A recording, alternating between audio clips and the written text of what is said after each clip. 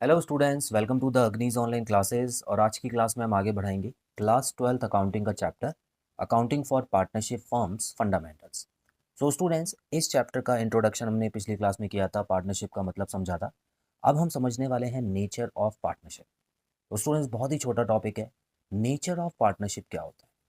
देखिए स्टूडेंट्स, इसको मैं एक एग्जाम्पल के थ्रू समझाता हूँ।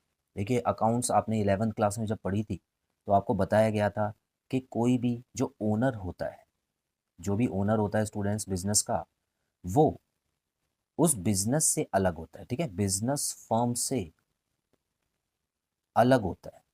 इसको हम कौन से कॉन्सेप्ट के थ्रू बोलते हैं? इसको बोलते हैं सेपरेट एंटिटी कॉन्सेप्ट, है ना। तो स्टूडेंट्स, बिजनेस एंटिटी कॉन्सेप्ट या सेपरेट एंटिटी कॉन्सेप्ट भी बोल सकते हैं इसको। तो बिजनेस एंटिटी कॉन्सेप्ट के हिसाब से कोई भी बिजनेस अपने ओनर से अलग होता है। इसीलिए बिजनेस जब अकाउंट्स बनाता है अपने, तो ओनर के पैसे को, हालांकि उसी का बिजनेस है ओनर का, लेकिन उस पैसे को उधार समझ के लेता है, जिसको कैपिटल भी बोला जाता है। क्लियर है? तो ये वाला जो फंडा है स्टूडेंट्स, ये अकाउंट्स या अकाउंटेंसी जब हम पढ़ते हैं तभी यूज होता है।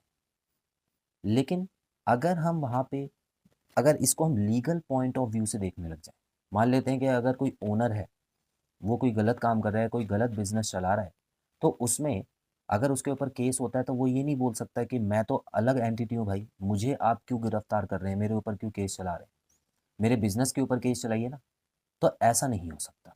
कोर्ट बोलता है या लॉ जो है वो बोलता है कि अगर आप ओनर हैं और आप किसी बिजनेस फर्म को चला रहे हैं, तो उस बिजनेस फर्म से अगर कोई नुकसान होता है तो उसकी भरपाई आपसे ही ली जाएगी। इसमें हम अलग अलग नहीं देखेंगे।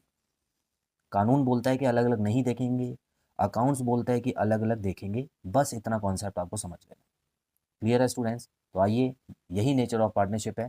तो यहाँ पे चाहे ओनर एक है या अगर एक से ज़्यादा भी है, तो वो पार्टनरशिप में आ जाएंगे और उनके बिजनेस फर्म को अलग से नहीं देखा जाएगा।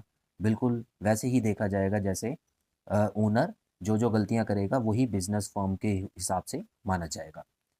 फ्रॉम लीगल व्यू पॉइंट, तो लीगल व्यू पॉइंट के हिसाब से partnership is not a separate legal entity from its partners. तो पार्टनरशिप जो है वो, उसको हम सेपरेट लीगल एंटिटी नहीं बोलते हैं। पार्टनरशिप फॉर्म जो है वो पार्टनर से अलग नहीं है। The debt can be paid from private assets of the partners if the firm is not able to pay its liabilities. तो स्टूडेंट्स, अगर किसी केस में कंपनी अपने उधार, अपने ऊपर जो उधार हैं वो देने के लिए लायक नहीं रहती, तो ऐसे में उसके जो पार्टनर्स हैं उनकी प्राइवेट एसेट्स को बेचकर पैसा लिया जाएगा और उन लोगों को दिया जाएगा जो जिन्होंने उस कंपनी को उधार दिया हुआ था। क्लियर है?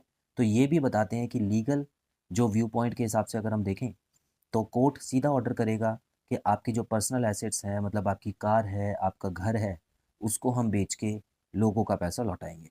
इसको हम अनलिमिटेड लायबिलिटी भी बोलते हैं। स्टूडेंट्स, आपने पढ़ा होगा बिजनेस स्टडीज़ में, क्लास 11th में, अनलिमिटेड लायबिलिटी। तो पार्टनरशिप में अनलिमिटेड लायबिलिटी होती है और सभी पार्टनर्स की होती है। ऐसा नहीं है कि कोई एक पार्टनर बोलेगा कि मैं नहीं करने दूंगा, ऐसा सभी पार्टनर्स की अनलिमिटेड लायबिलिटी होती है।